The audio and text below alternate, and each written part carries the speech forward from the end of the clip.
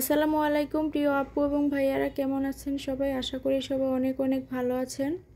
আজকে আমি আপনাদের সাথে দুইটা রেসিপি শেয়ার করব, সাথে বিকেলবেলা কোথায় ঘুরতে গেলাম সেটাও আপনাদের সাথে শেয়ার করব। তো সাথে থেকে পুরো ভিডিওটা দেখতে থাকুন। ইতিমধ্যে যারা যারা আমার ভিডিওতে যুক্ত হয়েছেন অবশ্যই আমার পেজটিতে একটি লাইক দিয়ে ভিডিওটি কন্টিনিউ করবেন। আর কিছু কিছু আপু এবং ভাইয়ারা আছে যারা ভিডিও না দেখে কমেন্ট করে শুধু চলে যায়। আসলে ভিডিও না দেখার কারণে কিন্তু পেজের অনেক অনেক প্রবলেম হয়। যারা পেজ নিয়ে কাজ করছেন তারা অবশ্যই জানে যে ভিডিওতে ক্লিক করে পুরো ভিডিও না দেখে কমেন্ট করলে পেজের কতটা প্রবলেম হয়। তাছাড়া একা একা কোনো দিন সফল হওয়া যায় না, আপনারা নিজেরাও সেটা জানেন। তাই অবশ্যই আমাদের উচিত একে অপরের পাশে থাকা, আর ভিডিওতে ক্লিক করলে অবশ্যই ভিডিওটা পুরো দেখে সুন্দর একটা কমেন্টস করা।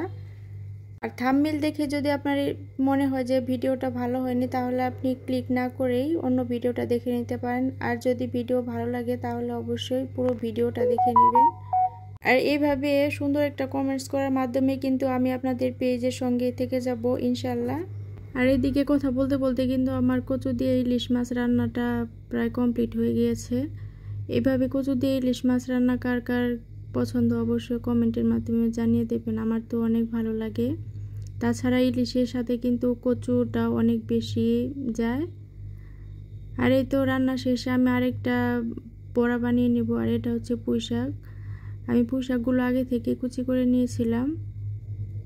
এবার আমি এখানে 2 চামচ দিয়ে দিচ্ছি বেসন, সাথে 1 চামচ দিয়ে দিচ্ছি কর্নফ্লাওয়ার। আপনারা কর্নফ্লাওয়ার না থাকলে কিন্তু চাউলের গুঁড়াটাও দিতে পারেন। তো এই পর্যায়ে আমি আদা রসুন বাটা 1/2 চা চামচ দিয়ে সাথে গুঁড়ো মরিচ অ্যাড করে দিয়েছি, আর হালকা একটু হলুদ দিয়েছি।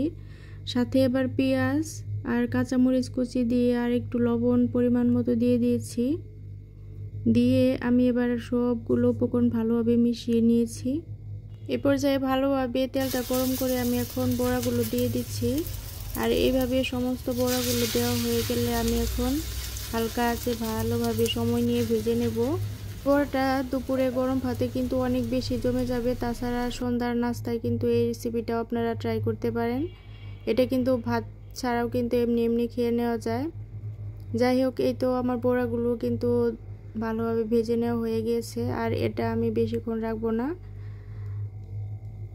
আর এই পর্যায়ে আমি যখন রান্না শেষ হয়ে গিয়েছিল, তো দুপুরের দিকে হালকা যখন রোদটা কমে গিয়েছিল, তো এই পর্যায়ে আমরা একটু বাইরে ঘুরতে গিয়েছিলাম। আর এইভাবে ট্রলারে ঘুরতে কিন্তু অনেক বেশি ভালো লাগে। আর তাছাড়া পানিতে ঘুরতে মনে হয় যে অনেকেরই পছন্দ। আর বাচ্চারা কিন্তু এইসব জায়গায় ঘুরতে অনেক বেশি এনজয় করে। আর এই তো দেখতেই পাচ্ছেন কতটা পানি। এখানে কিন্তু বর্ষার সময় আরও অনেক বেশি প্রচুর পানি হয়। আর এই জায়গাটা দেখে অনেকে হয়তো চিনতে পারছেন। আর কে কে এই জায়গায় থাকেন অবশ্যই কমেন্টের মাধ্যমে জানাতে পারেন। আর ভিডিওটি ভালো লাগলে অবশ্যই লাইক কমেন্ট শেয়ার দিয়ে পাশেই থাকবেন। আল্লাহ হাফেজ সবাইকে।